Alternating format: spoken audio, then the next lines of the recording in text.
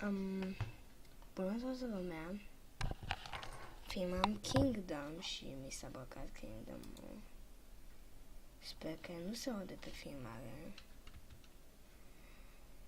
Dar sper să nu se audă pe filmare. Am făcut o rimă mică. Bună, o să dăm sound-ul foarte mic. Rangues.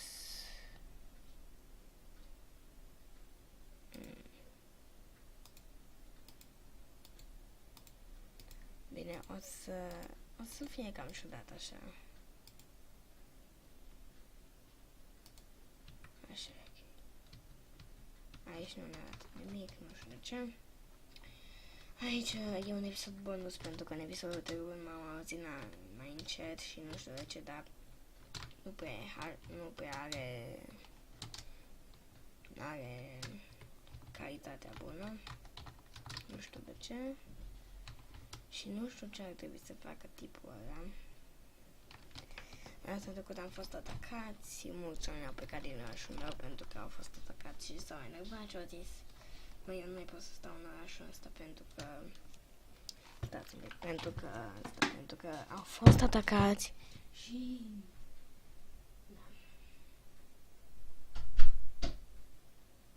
am închis ușa să nu fie zgomot de afară. Și cred că ei s-au gândit, păi, nu se poate, băi, dacă suntem atacați odată, nu din vina regiului, noi trebuie să plecăm. Trebuie să plecăm, altfel o să ne moare, mă gândesc. Nu am omorât pe nimeni, stați liniștiți. Dar mulți oameni au fost băgați în pământ, cu picioare în pământ, s-au ridicat și au plecat din oraș. Așa mi se pare că a fost în episodul trecut. Sper că nu se mai aud atât de tare în episodul de astăzi. Și dacă acașul nostru e din nou câș, o să pierdem și de data asta. O să pierdem chiar mai mulți oameni ca data trecută. Dacă acașul nostru e câș. Scuzați-mă un pic. Așteptați un pic. O să mă mut în zona sigură și așteptați-mă un pic. Da.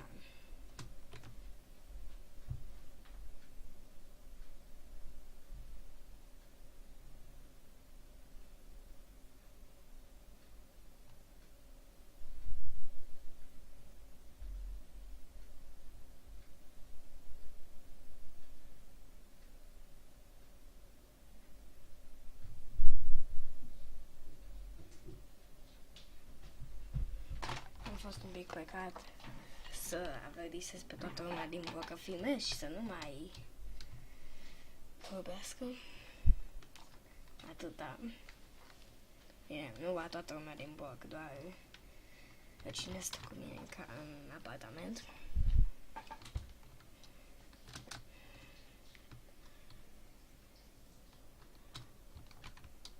Aici nu avem destui bani ca să continuăm. Pentru că am fost atacați, mai știți, în episodul trecut și trebuia să nu prea aveam ce să fac. Se tot uite microfonul ăsta, cred că s-a auzit groaznic pe filmare, dar microfonul. Stați un pic. Trebuie să îmi tastatura aici că microfonul se desprinde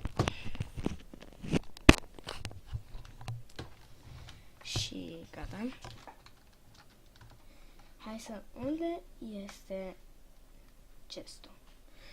Chestul meu a revenit acasă înapoi după ce a fost foarte mult timp.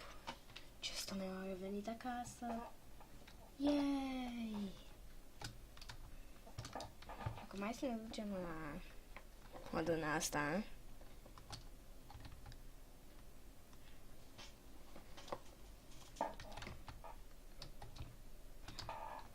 Am auzit că apa curgătoare poți să faci ferme sau ceva. Adică era chestia aia. Nu știu dacă e adevărat. Acum o să ne ducem la una de aici.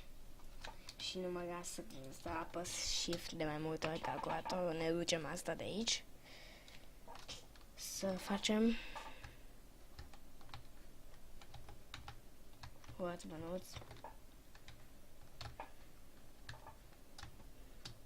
Și de ce nu mă lasă, nu știu. În fine.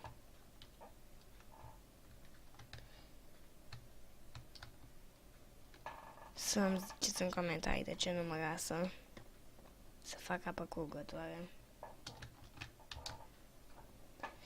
Uite un chest. Știam eu că există chesturi și în pădure. Mă gândeam că nu există în pădure, dar uite că există.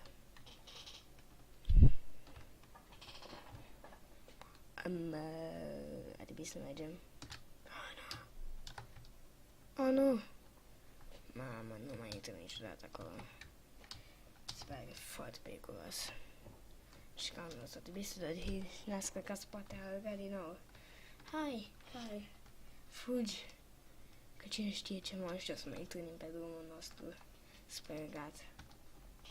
Fugi, car, fugi și nu te mai opri. Hai spre gat. Asta e regatul nostru, am adus bani din călătoria noastră să tăiem. Am pierdut un bănuț, din păcate. Faci, fă ăla, domnule, fă chestia aia. Se pare că putem să ne mărim. Și asta o să și facem. O să ne mărim aia ca să...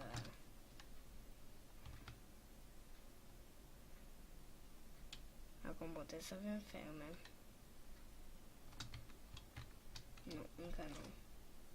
Cred că trebuie să am chestia aia pe proprietatea mea ca să pot să o fac. Cred. Nu știu sigur. Da, ce e bine, dai cu taxele, domnule. Cred că o să te promovez, dacă știu cum și învăț cum. Oh, nu! Câși! Domnule Câși! Atacați! Câși! Câși! Te rog, domnule. Cum, doamne?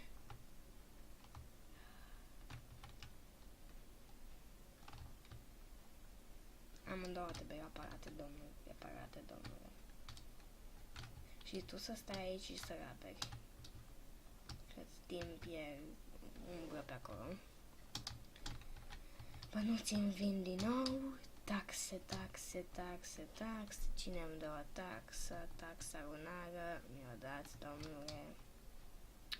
Domnilor și domnilor, îmi dați odată taxa lunară.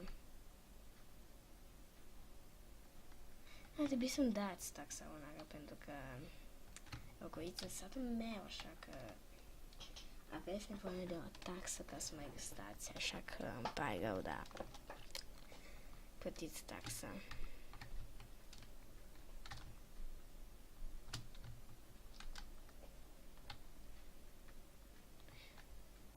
A reparat o builder-ul, a făcut șara mai mare. Domnule, faceți și asta dacă reușiți.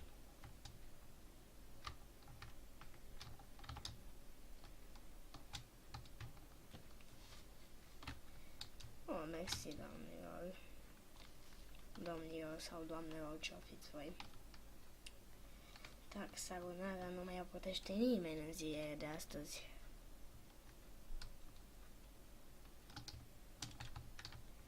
Cred că avem destui bani. Mai putem să facem aia mai mare. Hai să încercăm. Ca să facem un legat dita mai castelul. Ne-ar trebui nouă. Cred. Nu că ne-ar trebui, că n-aș vrea. Să avem dita mai castelul.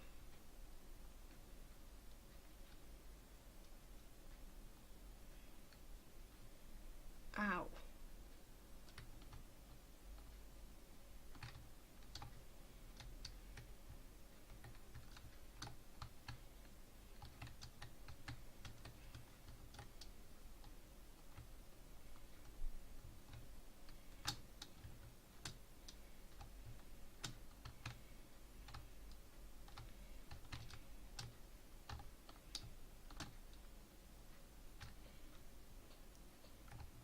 Aici o să facem, cred că ca să luăm chestia aia. Acum putem să facem ceva cu aia. Nu, toți nu putem. Nu înțeleg ce doamne are, dar cred că se poate să faci. Nu înțeleg de ce nu merge. Dacă știți voi, scrieți-mi în comentariu că, uite așa, nu merge pentru că sau ceva, da. Că eu chiar nu știu de ce nu merge și eu mă gândesc că ar trebui să meargă, dar na, nu vine mea că nu merge.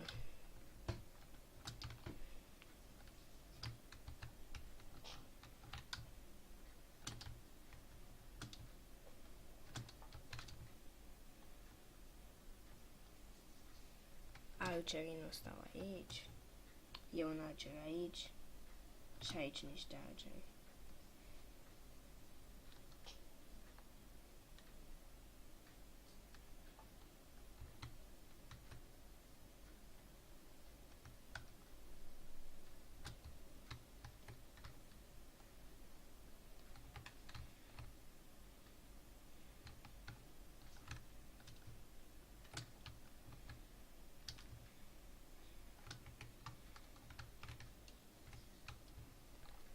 Builder o să fac ceva cu aia. Sau builderii mai bine zis, pentru că astăzi ne ducem în expediție să luăm mai mulți oameni. Mamă, n-am mai ajuns niciodată așa de departe cum sunt acum. Și ajung să încăp foarte mulți bani. Bun. Intrați în satul meu. Intrați în satul meu. Avem un casă destul de mare momentan. Și builderul unde e? Care trebuie să construiască acum.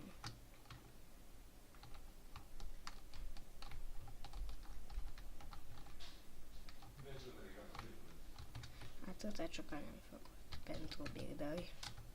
Vor sta acolo ciocanele până când vor veni destui builderi care disponibili care vor vrea să fac aici chestia asta. Tu duce vânătoare, frumos, frumos. Îți apreciez munca. Dar nimeni nu mai vrea să fie builder pe aici sau... De ce nu mai ies? Bun, deci voi doi vă duceți cu ciocanele. Ia un ciocan. Gata, ești un builder acum. Tu trebuie să construiești și tu trebuie să construiești. Construiți-mi ferma. Eu o să merg cu voi aici. Nu asta voiam să fac. Doamne. Că ai făcut un zid. Ceea ce e bine și așa.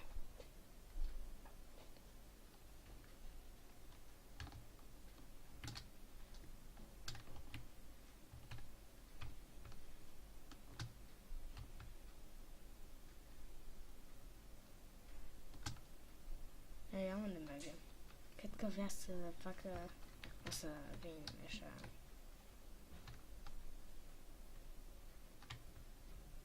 O să începem să construim și din aia ca să... Trebuie să avem foarte mulți builderi.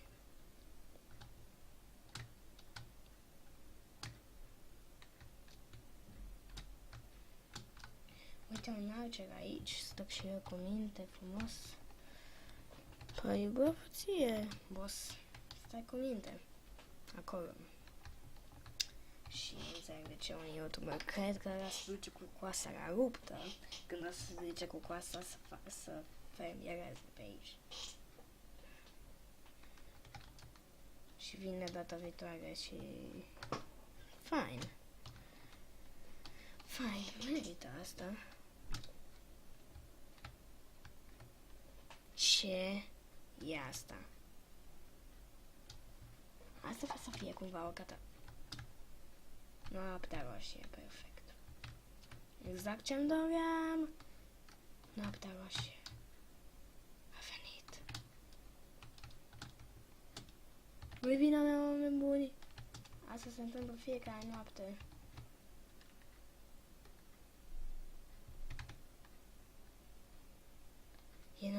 roșie, e noaptea roșie, e noaptea roșie. Sper că sătenii mei nu o să plece din oraș, fiindcă e noaptea roșie.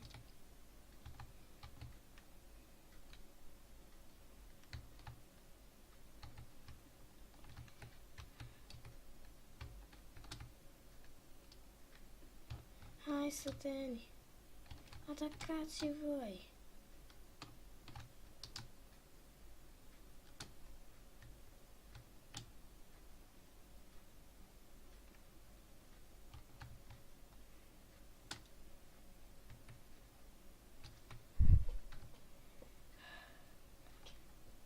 Ați rezistat cu toții?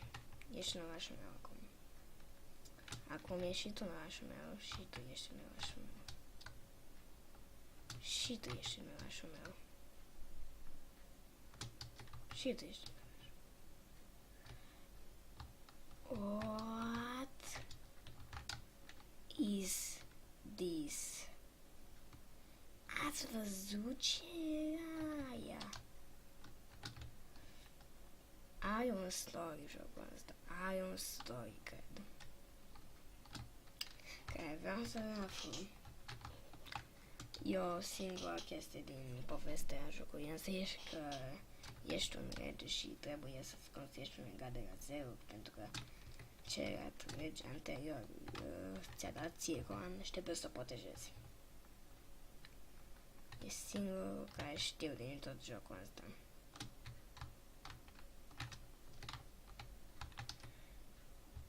Oamenii au adus aia ca să atace monștri, după cum ați văzut în noapte.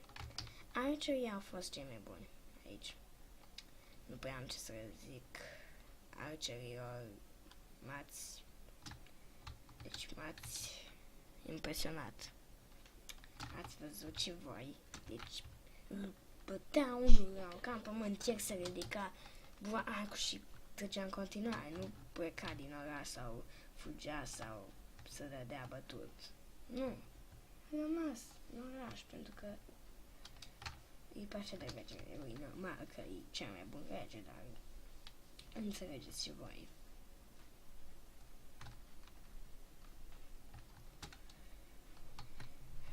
Aici Bilbo a venit să repare chestii, să construiască aia.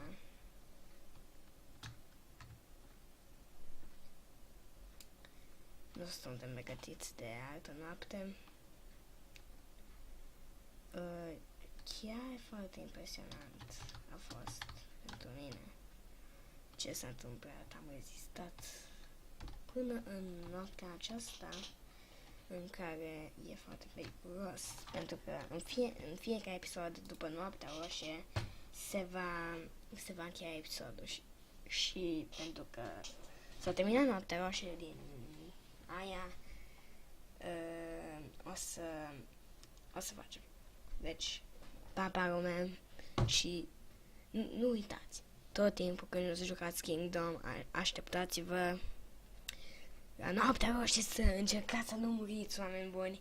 Am murit de 71 de ori la noaptea roșie când am mai jucat, așa că mult noroc dacă jucați și voi la noaptea roșie. Încercați să rezistați cât mai puteți în Kingdom.